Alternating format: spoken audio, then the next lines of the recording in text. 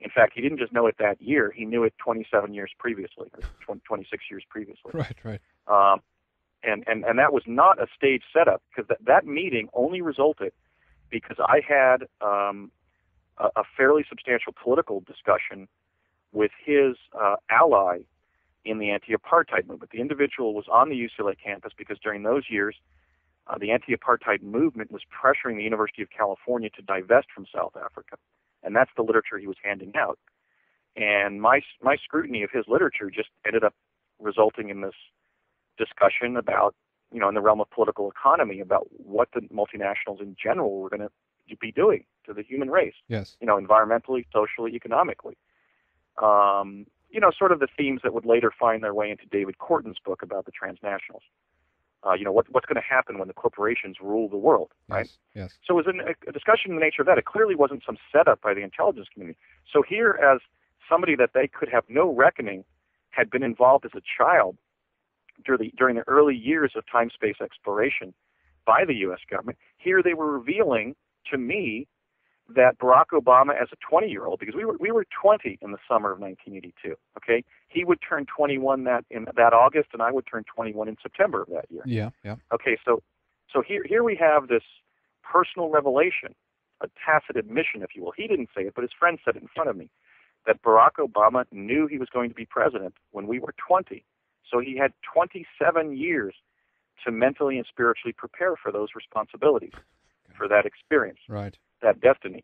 And I just think that, reality really is stranger than people can imagine it to be, because so much has been kept back from the people. And I think that that's an unfair advantage. It certainly subverts the U.S. Constitution. Yes. And I nonetheless, I didn't vote because I knew he was going to win. But I still think that doesn't mean that he's not a fine individual, and that doesn't mean he can't have a capacious impact on his times as a result of being an intellectually and spiritually capacious individual.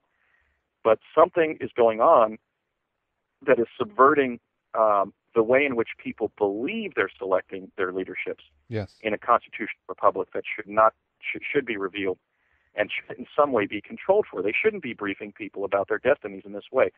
But I know, at least in the case of the Bushes and Obama, that they were told, because it came right in the case of George W. Bush from his own mouth, and in the case of Barack Obama from one of his political allies, in my presence. The question of Bill Clinton is more complicated because I don't have direct information that Bill Clinton was briefed, but he was spoken of several times when I was on the project, this young man named Bill Clinton being one of our next future presidents. Yes. yeah. Andrew, sorry to cut you off here, but what I want to say here as well is that obviously this puts a totally different spin to the reality that we know, and I think I have more questions for you right now than even before we started, but I want to begin to round things up over the first hour and then continue talking more here in our member section for the second hour. But maybe you can just mention for us a little bit here about your book. Is it available right now for purchase or on the web? How's it going with the book? Well, my book about my experiences in Project Pegasus is a work in progress. Yes. And it should be done within the next year. My writings about Mars, I don't have a book out about Mars yet, although I'm going to be. But I have a 40-page paper entitled The Discovery of Life on Mars that is posted at www.exopolitics.com. And at that location on Alfred Weber's website, I have about an additional 40 monographs in the area of natural history where I'm attempting to show that Mars is an inhabited planet. The linkage to Mars from Project Pegasus is that as a result of being involved in time travel experiences in childhood, in the summer of 1981, I was approached by a CIA officer that they placed in my life beginning in around 1980. His name was Courtney M. Hunt. And his identity as a CIA official, as well as my identity as a child participant in DARPA's Project Pegasus, have been confirmed by people with an expert knowledge of U.S. intelligence history. For example, Dr. Jean Maria Arrigo has confirmed that, and also Captain Ernest Garcia have confirmed both of those data points. Hunt was essentially inveighing upon me throughout the summer of 1981 whether or not I wanted to go to Mars. and I really didn't want to go. Not so much that I was afraid of teleporting, but just the whole idea of being on another planet was so deracinatingly strange. I just didn't want to go there. You know, the idea of leaving Mother Earth and being on this red planet was just something that every time he asked me whether I would go or not, I really tried to decline and say, well, look, you know, it's just not my bag. You know, I just don't want to do that. I was also concerned, obviously, about returning. Yes. You know, because I love my life here on this beautiful, beautiful blue Earth, green Earth. But nonetheless, he said, look, you have to go. And I said, why? And he said, because the future of the human race, the survival of the human race depends on it. And when I was told that, I thought, well, I better go.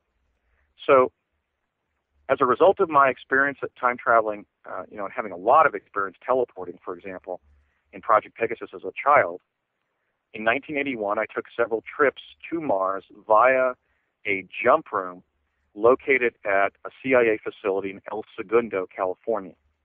So the literature that David Wilcock is releasing, you know, that he's been focusing on. Yes. For example, David claims that there are 600,000 U.S. personnel on Mars today. Mm. I really can't discount that because I was sent up to Mars for the CIA 28 years ago via teleportation, and there were already U.S. personnel there. And so the question is, you know, why are you describing yourself as the discoverer of life on Mars? What's this focus on life forms on Mars? Well, we're really talking about two different research tracks that I'm on. Yes. One of them is in the realm of natural history, where, as you'll see in my paper, The Discovery of Life on Mars, I'm trying to assess what's on the surface of Mars. Mars has an ecologically fragile but nonetheless existing biosphere. And so there's the whole issue of protecting that environment from colonization by humans from Earth, from the effects of even us visiting there. Because we're not only visiting there, we've been visiting there for decades. I was teleported to this big concrete underground room and then told to walk up some stairs up to the surface of the planet. And there was sort of an access point out to the surface resulting from this skull-like statue that they had on the surface. And I walked through the eyes of this skull and then out onto the surface. There were 3 humans from Earth waiting for me there on Mars. Okay, so already in 1981, there was a substantial concrete infrastructure 1 story below the surface of Mars. So the first track I'm on is to talk about what's on Mars. Mars is a whole new planet. That's why I asked the National Geographic Society to publish my data. We're talking about the discovery of a whole new world. In NASA photograph PIA 10214, I have found indisputable evidence of humanoid beings, animal species, very unusual carved statues, many of them made from indigenous boulders, and built structures on Mars. So just independent of my own experiences, in an area where I can prove my allegations because there's photographic evidence to support my claims derived by NASA and the European Space Agency, I'm making a case, and I think I've already made it in the public domain, that Mars is inhabited. It has an indigenous environment, one that was there before we began building secret bases there. Yes. The other research track I'm on, that's obviously going to be much more difficult to prove because I don't have direct evidence like photographs, is that I've been to Mars, that the U.S. government has been teleporting personnel there for decades, that there are secret bases there, that the human civilization on Mars, both the indigenous and our own, is essentially underground, although primarily underground, although the humanoids can be and have been photographed on the surface, that some of them have been incidentally captured in NASA's photographs. The second research track I'm on is one of deep exopolitics, where I'm trying to bring attention not just to the fact that Mars is inhabited, but that Mars is a place that U.S. chrononauts, U.S. time-space personnel have already been visiting and are essentially creating a U.S. presence on. I don't know if it's 600,000 people like David Wilcock states, but by now it certainly could be.